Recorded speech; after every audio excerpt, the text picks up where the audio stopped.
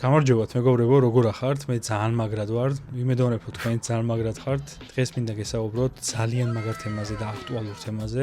ამას ვფიქრობდი და სამყარო არის ძალიან უჩვეულო და ცოტა საინტერესოც. ხო, ჩვეულებრივი ფაქტია, ზოგი ადამიანი ყიდულობს მანქანას, ზოგი ყიდულობს სახლს და ტრამპი ადგა და იმ საწყალი მადუროს მერე ვენესუელაში რაც მოხდა, გასაკეთებელი შემოაგდა და გრენლანდიის ყიდვა უნდა ეხა. ხო და ისე საუბრობს ყველა ინტერვიუში, არაა გამორიცხული, რომ მართლა შეიერთოს. ამაზე დაწვრილებით ვიდეოს ბოლოსკენ გესაუბრებით, რატო უნდა და რა ღირებულებები აქვს ზოგადად გრენლანდიას და ეხლა დასაწყისისთვის ძალიან საინტერესო თემები მინდა გითხრათ გრენლანდიაზე და ზოგადად რა არის გრენლანდია და რატოა დაინტერესებული და რა თეორიები არსებობს ზოგადად მაგის შესახებ. გრენლანდია დედამიწის ერთ-ერთი უძველესი მიწაა. აქ ყინულის ფენები 10,000-ობით საიდუმლოს ინახავს, მაგრამ რატო არის ესეთი უცნაური და რა შეიძლება იმალებოდეს მისი ყინულის უკან ხო არავინ არის? ზედაპირის 80%-ზე მეტი ყინულით არის დაფარული, მაგრამ ეს უბრალოდ ყინული არ არის, ესა კოლოსალური საფარი, თითქოს მიწაზე გაყინული ოკეანეა, რომელსაც შეუძლია შეცვალოს მთელი პლანეტის ბედი. აი უხეში მაგალითი რომ მოგიყვანოთ. ეს ყინული სრულიად თუ დადნება ზღვების და ოკეანეების დონე 7-8 მეტრით აიწევს. მისი ისტორია ჯერ კიდევ უფრო ადრე იწყება, სანამ კუნძული გახდებოდა. დაახლოებით 60 მილიონი წლის წინ დედამიწაზე ერთ-ერთი მნიშვნელოვანი მოვლენა მოხდა. ევროპა და ჩრდილოეთ ამერიკა ერთმანეთს დაშორდა. მათ შორის გაიხსნა ბზარი, რომელიც მოგვიანებით გახდა ატლანტის ოკეანე. ამ პროცესის დროს გრენლანდია გამოიყო ევროპას, ის საბოლოოდ გახდა ცალკე მიწა, ზღვა შეიჭრა ხმელეთზე და გამოჭრა ფიორდები. მაშინ არ იყო ის ყინულით დაფარული, აქ იზრდებოდა ტყეები, მდინარეები, ცხოვრობდნენ ცხოველები, ფრინველები. დრო გადიოდა და ნელ-ნელა გრენლანდია ჩრდილოეთისკენ ინაცვლებდა, მზის სხივები ნაკლებად აღწევდა, ტემპერატურა ეცემოდა, ზაფხულში თოვლი არ დინებოდა სრულად და დაიწყო გარდამტეხი პროცესი ამ დროს. თოვლი თოვლს დაედო, წნევა მის ყინულად აქცია და ასე დაიწყო გიგანტური ყინულის საფარის ფორმირება და დაახლოებით 2.6 მილიონი წლის წინ დაიწყო დიდი გამყინვარება. გრენლანდია მთლიანად ყინულით დაიფარა, ყინულის სისქე ზოგ ადგილებში 3 კილომეტრს გადასცდა, ყინულმა მიწა ჩაწია, ყინვარებმა გამოჭრეს ხეობები, კაცრი სანაპიროები და გახდა გრენლანდია, რომელსაც დღეს ვიცნობთ. მიუხედავად იმისა, რომ გრენლანდია გაყინულია, ის მკვდარი არ არის. მისი ქანები ნელ-ნელა მოძრაობენ, მის ქვევით არსებობს როგორც გითხარით მდინარეები, ტბები და არის ბევრი მინერალური მასალა. მაგრამ ისმის კითხვა, რატომ ინახავს გრენლანდია ამდენ საიდუმლოს, რატომ არის მისი ქანები ესე სტაბილური, როცა მის გარშემო ყველაფერი იცვლება. ეს დამტკიცებულია, რომ ჩვენ ნამდვილად ხვდებით დედამიწის წარსულს იქ უბრალოდ ყინულით დაფარულს. და ჩემი საყვარელი ნაწილი არსებობს არაერთი კონსპირაციული თეორია, რომელიც ძალიან მაინდბლოუა და ტვინს აგიფეთქებთ. 1950-60-იან წლებში მეცნიერი ჩარლზ ჰაპგუდი იკვლევდა თეორიებს, რომელსაც საერთოდ უნდა შეეცვალა დედამიწის ისტორია. ერთ-ერთი კონსპირაციული თეორიის თანახმად ჩრდილოეთ პოლუსი გრენლანდიაზე მდებარეობდა და დედამიწის ბრუნის ღერძი საერთოდ სხვა ადგილზე იყო. შემდეგ მოხდა უეცარი პოლუსის ცვლა, გრენლანდია მოხვდა არქტიკულ ზონაში და ყველაფერი გაიყინა. თუ გრენლანდია იყო პოლუსი მანამდე, სანამ შეცვლა მოხდებოდა, ანუ მასზე მართლა არსებობდა სიცოცხლე. იყო როგორც სიმწვანე და მდინარეები, მასზე უნდა ყოფილიყო დასახლებული ტერიტორიებიც კი. კლიმატი გავდა როგორც დღევანდელ კანადის და ჩრდილოეთ ამერიკის ტერიტორიას. აქედან მოდის იდეაც გრინლენდ, ანუ მწვანე მიწა და ის მართლაც იყო მწვანე, მაგრამ რა გამოიწვია პოლუსის ცვლა, ხო ეს კითხვა იბადება. აქ უკვე შემოდის ის საინტერესო თეორიები, რაც მეცნიერობასაც უყვარს, საზოგადოებასაც უყვარს.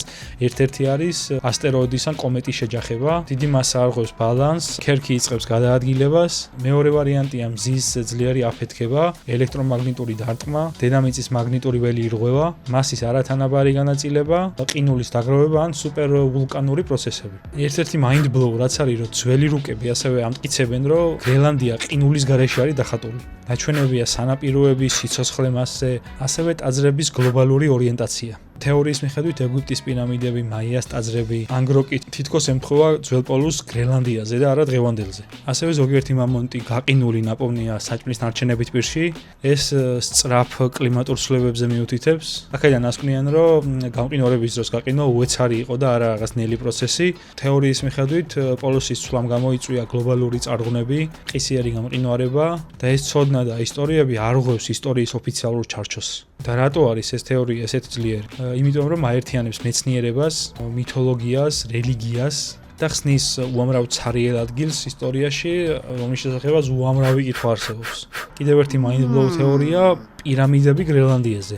ალტერნატიულ წყაროებში ხშირად საუბრობენ სატელიტურ ფოტოებზე, სადაც ნაპოვნია პირამიდები გრენლანდიაზე. თითქოს ისინი ადამიანის ზემოქმედებით არის შექმნილი. ოფიციალურად მეცნიერება ამას ბუნებრივ რელიეფს უწოდებს, მაგრამ კონსპირაციულ ნარატივში ეგ დამალული სიმართლეა. ეს სატელიტიდან დანახული ფოტოები ბუნებისთვის ძალიან გეომეტრიული და სიმეტრიულია. თან ისინი განლაგებული არიან სტრატეგიურ ადგილში, ჩრდილოეთ პოლოსთან ახლოს, მაგნიტური ანომალიების რეგიონში. გავსი გეომეტრიული ფორმები გვხვდება დედამიწის სხვა ცივილიზაციურ ცენტრებშიც, რაც ბუნებრივია აჩენს ეჭვს, რომ ეს შეიძლება იყოს ერთიანი ცოდნის ნაწილი. თუ იქ ცივილიზაცია მართლაც არსებობდა, ყინული იდეალური საფარია, რომელმაც მისი კვალი შეინახა და დამალა, ისე ვთქვათ რა. რეალური არქეოლოგიური კვლევა მაგ არ ჩატარებულა, მაგრამ ჩვენ ვერ ვამბობთ, რომ პირამიდები იქ ნამდვილად არსებობენ, მაგრამ ფაქტი ის არის, რომ დარწმუნებით უარყოფა არავის შეუძლია. სანამ ადგილზე სიღრმისეული კვლევა არ დაიწყება და ისტორიაში არაერთხელ აღმოჩნდა, რომ ბუნებრივად მიჩნეული ობიექტები რეალურად ადამიანის შექმნილი ყოფილა და თუ მოგწონთ კონსპირაციული თეორიები და ესეთ მაინდბლოუ ფაქტები აუცილებლად დალაიქეთ ვიდეო და გამოიწერეთ არხი. მადლობა წინასწარ. ასევე ერთ-ერთი ყველაზე პოპულარული კონსპირაციული თეორია ენერგეტიკული ხაზები. ძველი თეორიების მიხედვით დედამიწა არ არის უბრალოდ ბურთი, რომელიც კოსმოსში ტრიალებს. ის ცოცხალი სისტემაა, ენერგიით სავსე ორგანიზმი. ეს არის ჩემი საყვარელი თეორია. პლანეტას აქვს ენერგეტიკული ხაზები. ეს ხაზები კვეთენ ოკეანეებს, მთებს, ზღვებს, უდაბნოებს. მათი გადაკვეთის ადგილებში იქმნება ენერგეტიკული კვანძები და ამ კვანძებზე განზრახ თუ დამთხვევით აშენებულია პირამიდები, სტოუნჰენჯი, მაჩუ პიქჩუ, ანგკორ ვატი, იერუსალიმი და ბევრი ესეთი მსოფლიო მოვლენა. თეორიები ამტკიცებენ, რომ ეს ცივილიზაციები იცნობდნენ დედამიწის ენერგიას, იყენებდნენ მას და აქ ჩნდება გრენლანდიაც. ზოგიერთი რუკა და ალტერნატიული მკვლევარი ამტკიცებს, რომ ამ ენერგეტიკული ხაზების დიდი ნაწილი ჩრდილოეთისკენ იკვეთება. და მათი გადაკვეთის ერთ-ერთი მთავარი ზონა ზუსტად გრენლანდია. ამ ლოგიკით გრენლანდია არ არის უბრალოდ ყინულის მასა, ეს არის ენერგიის კერა, სადაც დედამიწის ძალა კონცენტრირდება. ყინული ამ შემთხვევაში ბუნებრივი იზოლატორია, სადაც რაღაც უნდა იყოს დამალული აუცილებლად, ან ენერგია იმდენად ძლიერია, რომ ბუნებამ ის თავად დაფარა. თუ დედამიწას მართლაც აქვს ენერგეტიკული სისტემა და თუ უძველესებმა ეს იცოდნენ, მაშინ ისმის კითხვა, რატომ არის ამ სისტემის გული სწორედ გრენლანდიაში? რატომ არ საუბრობს ამაზე ოფიციალური მეცნიერება? მაგრამ საუბრობს ამერიკის პრეზიდენტი ტრამპი, თუ ამდენ საიდუმლოს არ ინახავს ეს უბრალოდ თეორიებია, რატომ უნდა ტრამპს გრენლანდიის ყიდვა ესე ძალიან, მაგრამ რაცაა დამტკიცებული და რაც ვიცით, რეალობა სულ სხვა არის. თავარი ის არის, რომ კუნძული წარმოადგენს სტრატეგიულ მხარეს არქტიკაზე გასასვლელს. ეს ნიშნავს სამხედრო კონტროლი, რაკეტების საწინააღმდეგო სისტემა, საჰაერო და საზღვაო დერეფნების კონტროლი. ასევე იქ არის მეშვიათი მიწის ელემენტები, რომელიც ტრამპს სურს, მინერალების დიდი რაოდენობა, რომლის გარეშე თანამედროვე ტექნოლოგიები არ იარსებებდა, ნეოდინი, დისპროსიუმი, პრაზეოდომი, ტერბიუმი, რომლებიც გამოიყენება მობილურებში, ელექტრომობილებში, ქარის ტურბინებში, რაკეტებში და სამხედრო ტექნიკებში, AI-ის ტექნოლოგიებში და სუპერკომპიუტერებში. დღეს ამ ელემენტების დიდი ნაწილი ჩინეთის კონტროლის ქვეშაა და შეიძლება ეგ აშინებს ამერიკას და მაგიტომ უნდა ტრამპს უბრალოდ ერთ-ერთი მთავარი მიზეზი ეგ არის. ასევე ნავთობი და ბუნებრივი გაზი. არქტიკის მწვერზე, გრენლანდიის გარშემო უზარმაზარი ნავთობის საბადოების პოტენციალია, ბუნებრივი გაზის რესურსები. ადრე ყინული უშლიდა ხელს სამნივთიერებების მოპოვებას, მაგრამ დღეს ტექნიკის გაუმჯობესებაც და დათბობას ხელს უწყობს. ასევე იქ არის ოქრო, ვერცხლი, თუთია, სპილენძი, ტყვია. მტკნარი წყალიც, გრენლანდიის ყინული შეიცავს მსოფლიოს ერთ-ერთ უდიდეს მტკნარი წყლის მარაგს. მომავალში წყლის დეფიციტის ეპოქაში შეიძლება ერთ-ერთი უდიდესი რესურსი იყოს. მოკლედ ტრამპის ლოგიკა ეგეთია, რომ თუ ერთხელ ვიყიდეთ მიწები კონტინენტებზე, რატომ არა მთლიანი კუნძული, რომელმაც შეიძლება მომავალი გააკონტროლოს და ამ ხელა საიდუმლო იყოს მის ქვეშ.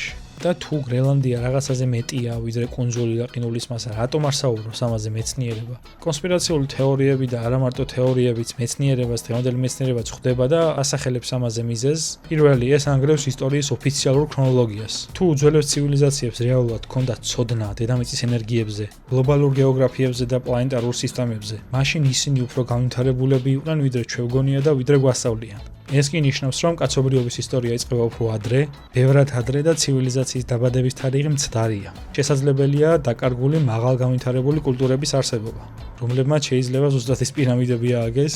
ისე სხვადასხვა აქტუალური თემაა, ეხლა აღმოაჩინეს გონი მეორე ქალაქი ეგვიპტის პირამიდების ქვეშ, მაგაზე ძალიან მაგარი ვიდეო უდევს ჰიტას, გონი 1 წლის წინ და ნახეთ, გადადით. ხო, მეორე რელიგიას და იდეოლოგიურ სისტემებს ეს არ აწყობთ. ისინი საუკუნეების განმავლობაში აკონტროლებდნენ ცოდნის განვითარებას. ცოდნის გავრცელებას. თუ ადამიანის ცნობიერება დაკავშირებულია ასევე პლანეტარულ ენერგიებთან და იცოდნენ ამის შესახებ ადამიანებმა, ეს ცოტა კითხვებს ბადებს და არ უნდათ ამაზე საუბარი. და მესამე მთავარი ალბათ სახელმწიფოები და კონტროლის ფაქტორი. ცოდნა უდრის ძალას, ენერგია უდრის კონტროლს. თუ გრენლანდია ენერგეტიკული კვანძია ან შეიცავს უცნობ რესურსებს, ან აქვს გეოსტრატეგიული მნიშვნელობა, მაშინ მისი რეალური მნიშვნელობის გასაჯაროება ძალაუფლებას ართმევს მცირე ჯგუფებს. ამიტომ ამ თეორიების მიხედვით ინფორმაცია ნაწილდება ფრაგმენტულად. კვლევები იკარგება და იარლიხს აკრავენ როგორც რაღაც ფსევდომეცნიერება. და ბოლოს, რატომ არის გრენლანდია დახურული და კონტროლირებადი? სამხედრო ბაზებია, რეგიონი მკაცრად კონტროლდება, კვლევების დიდი ნაწილი დახურული. ეს არ არის მხოლოდ კლიმატი, უსაფრთხოება, გეოპოლიტიკა, არამედ რაღაცის დამალვის აუცილებლობა. კიდევ ერთხელ, თუ ეს ყველაფერი სისულელია, რატო არ იკვლევენ ღიად? თუ არ აღიარებენ თეორიებს, ანუ რაღაცას მალავენ. და თუ გრენლანდიის ქვეშ არაფერია, მაშინ რატო ეშინოდა ამ ადგილის ყველა ცივილიზაციას? რატო იკვეთება უძველესი წმინდა ხაზები სწორედ აქ? შეიძლება ჩვენ უყურებთ უბრალოდ ყინულს, მაგრამ ყინული ყოველთვის არ ნიშნავს სიცარიელეს.